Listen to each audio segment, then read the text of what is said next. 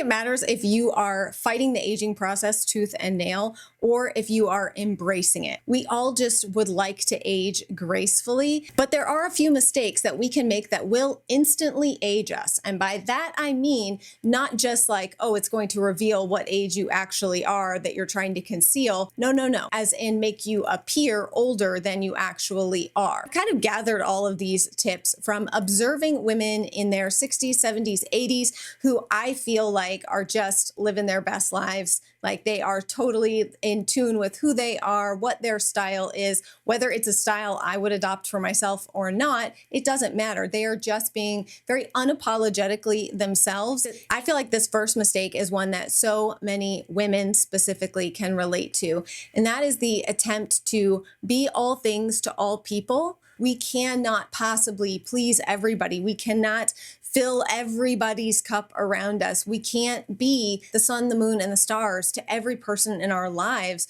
We do have to make decisions about that, where we invest our time, our energy, but also who we allow to like give us feedback, whose feedback we listen to. Many of us suffer from this terrible disease of needing to be loved by complete strangers, needing people who don't actually know us at all to like us. And that is a dangerous game to play. It's a terrible disease to have because it's impossible, okay? You have to have some balance. Study yourself, who you are, what you like, learn about yourself. We can definitely like suffocate ourselves with like way too much introspection. To a point, it is good. And then we have to just kind of like step back. When we're talking about this in relation to personal style, it matters because if you find yourself being a person who really, really needs the approval of others, it's going to be very hard for you to dress in a way, in a personal style that feels maybe like bold, very unique to you, because that is inadvertently going to put eyes on you, some of which will love it and they will compliment you, others of which will scoff at you and laugh at you. I have a very distinct memory of an outfit I wore to a like animal park with my husband and my children. This was like 11 years ago that I felt great. I felt like I looked good. I felt confident. I was a mom of a bunch of little kids, but I felt really good. And I remember walking around this like animal park place and I walked by this group of women, other moms there with their kids, and they like snickered at me and like kind of like pointed and like giggled to each other and like laughed as though like, look at her, how she's dressed, like laughing at me. And I mean, these were women in their late 20s, early 30s. My initial reaction was like a little bit of like hurt feelings. And then that subsided very quickly to like, wait a second, like, are we in high school? What is wrong with you? And I realized then it might initially have like a tiny like cut or sting if I feel like somebody's judging me for the way that I look, the way that I dress, the things I like to wear. Ultimately, it actually does not matter to me. If I felt good, I was having a great time with my kids. I was feeling like confident and good. And so I just walked away with my head held high. I mean, I don't want to say I didn't give it another thought because I'm telling you about it 11 years later. It's one of those moments that for me made me realize that I think I did have the like internal strength or fortitude to deal with people being mean if they don't like what I'm wearing, which is part of what gives me the confidence to continue to wear what I want, what I feel good in, even if others don't like it, or it doesn't really matter to me, but that's me. So if you find that that's not you, you don't actually think that you can handle that well. And by the way, neither is right or wrong. It's okay if you just feel like I can't handle that. I have too many other things going on. I can't handle people like giggling at me or looking at me funny in Starbucks because of how I'm dressed. Like, I'm just not going to wear that raccoon hat, you know? Don't, okay? But it's all about know thyself. No matter which end of the spectrum you are in terms of style, it's about how you feel in it that ultimately matters the most. The next mistake that I feel like a lot of women make is forgetting to take care of themselves, our physical health. Women are happy to show up to routine appointments when they're pregnant, when you have a baby taken, we never miss those doctor's appointments, right? When we're beyond that and it comes to little things that might be wrong or just little things that we want to solve, like little problems we want to solve, skincare related things, seeing a dermatologist or something, making time for those things is something that women get really good at back seating, and we need to pull it to the front seat. And that's where today's video sponsor, MIDI Health, comes in, because they are going to make it easier than ever for you to actually get the healthcare that you need. So they are a virtual care clinic. Aha, yes, we're not having to drive everyone in the car and make appointments and drive across town. We're doing it from the comfort of our own home, which is my favorite. They are really on a mission to bring compassionate, high quality medical care to women.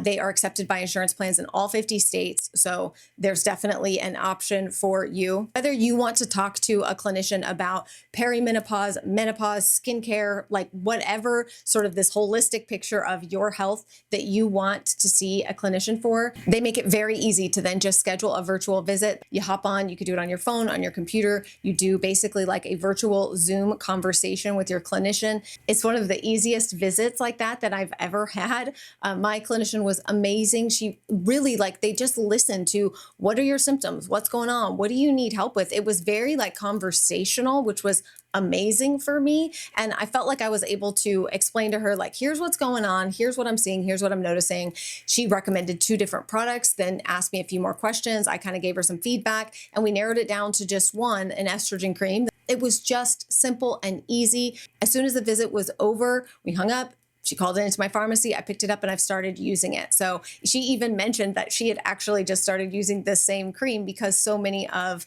the women that she sees through MIDI Health have tried this and have loved it and seen great results. So I'm really excited for the results that I will hopefully see. If you are looking for personalized, compassionate healthcare covered by insurance, they're available in all 50 states. And click that link down below in the description box and you can book your first MIDI visit. So we're knowing thyself, right? We're taking good care of ourselves, our physical health, all of those things. And then we're okay with getting old. But getting old doesn't mean we have to get boring. I used to be a CNA and I worked in a number of nursing home facilities and things like that. So I've had a lot of hands-on experience with people at the end of their life cycle, if you will.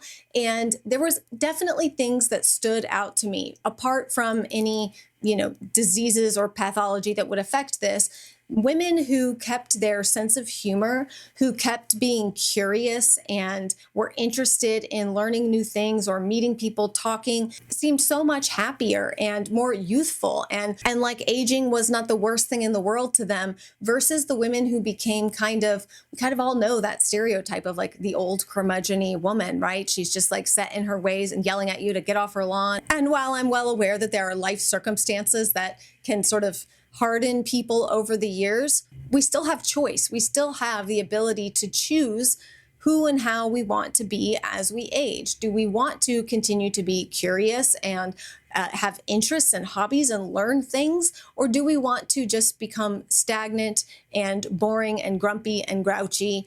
I, for one, do not want to be that kind of older woman. I would like to remain fun. I see myself as the mom from Hope Floats with all the taxidermied cats up her stairway and dressing crazy and stuff.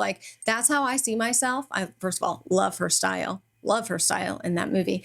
But that's kind of how I want to be, is just fun and curious and somebody that is enjoyable to be around. But it is a choice because life happens and stuff happens. And for many women, they have reason to become that hardened person. But that doesn't mean that you don't have a choice. Which brings me to living in the past. Like I said, maybe some really bad stuff has happened to you. Maybe life has been really hard. Maybe you've had to deal with some really terrible people in your life, even people that should be close to you and things.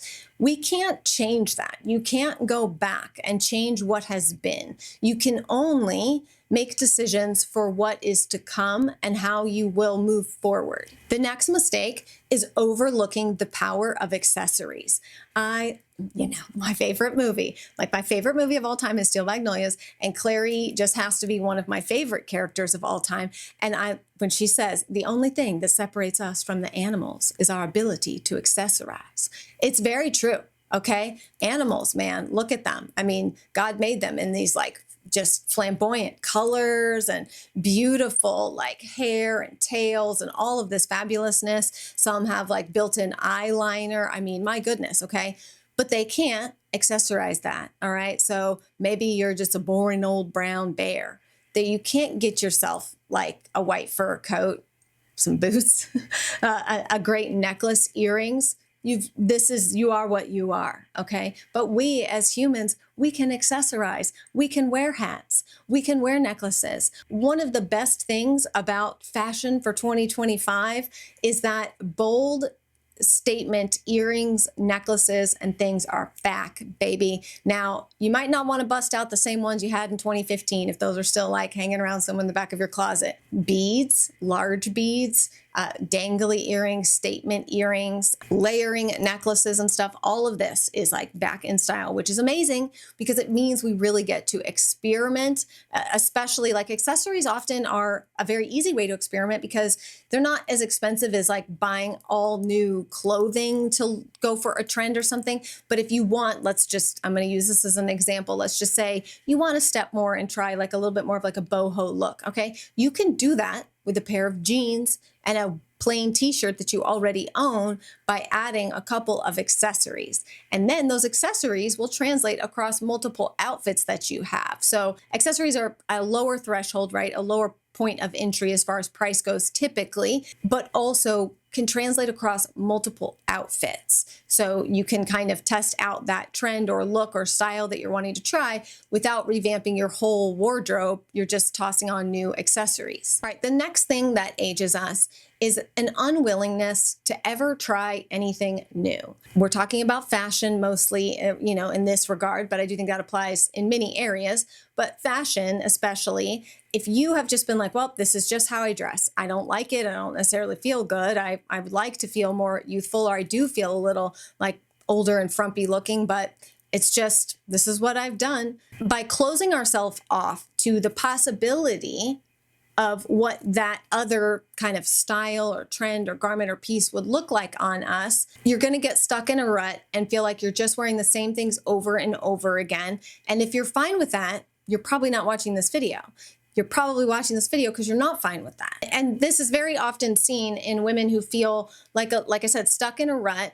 Either you feel like you have so many clothes but nothing to wear, or you feel like you have no clothes but you don't really want to buy anything because you don't really feel like you like anything or nothing's going to look good on you. We just kind of rinse and repeat. We've talked about this, right? Like rinse and repeat the same outfits over and over again, not because we want to, but because we feel like it's the only choice we have. Let me be clear. What I'm not encouraging is that you run around and attempt to chase and try every single fashion trend that comes along. There are many of which we just should bypass completely, put our blinders on, pretend we never saw them. But we have to still be at least a little bit curious and open and not just say, nope, never, never, never, never will I try anything new. I'm only ever wearing this. If you're feeling not great about it, you got to be a little bit curious and willing and open. A couple of ways that I like to do this is not to jump immediately into any, new trend or style that I see that I'm like maybe a little bit interested in. I will do a little Pinterest browsing. Pinterest is like my idea of window shopping in the modern era because I don't really go like walk around the mall and stuff. But if you do, then window shopping, kind of looking what's on the mannequins in some of these stores, what's out there. I Pinterest window shop. And then next step is to like, all right, well, but I kind of see myself constantly coming back to this particular style, this particular style. Now maybe we go into a store and we try a couple things on. It's cumbersome, it's time consuming, it can be annoying at times. But if you've got the time, going in store and trying a few things on, testing it out, see what you think. And I would encourage you, try on things that scare you a little bit. Things that you think, oh my gosh, I could never wear that. We are our own worst critics and can be the biggest roadblock for ourselves by convincing ourselves before we've ever even tried that something is just, it's not going to look good on me. I can't wear that. Don't say that until you've at least given it a shot in terms of just trying it on in a dressing room. And the last mistake that so many women make is making up a crazy long list of rules. All right. I know it's part of the landscape of fashion related content and things is like mistakes and don't do this and don't wear that. I see all these videos too that are like, don't ever wear this. This is out of style. And I get it. Okay. They're trying to provide helpful information.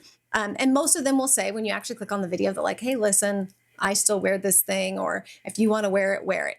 But we can get in our own heads about what are all these style rules And well, I don't want to, I don't want to be the faux pas. I don't want to break the rule. And so we make this long list of rules for ourselves that prevent us from ever stepping out, and we turn like our closet and getting dressed into something that it feels like a punishment, or like just all these arbitrary rules, and you can't remember them all, so just stick with this one thing.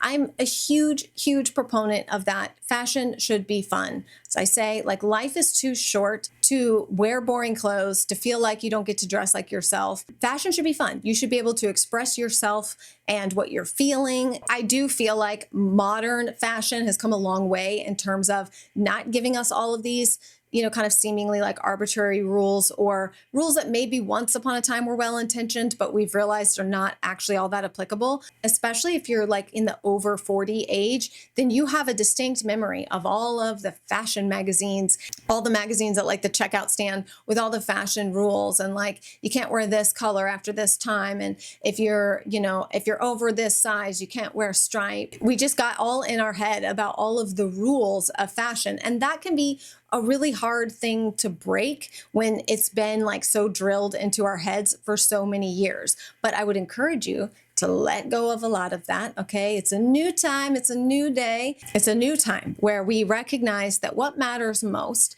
is that you find clothing and wear things that are well made, that's automatically going to make them look better, that are well fitting to your body and your body shape. Again, if you need help figuring out what that is, I do have a free workbook you can check down below in the description box.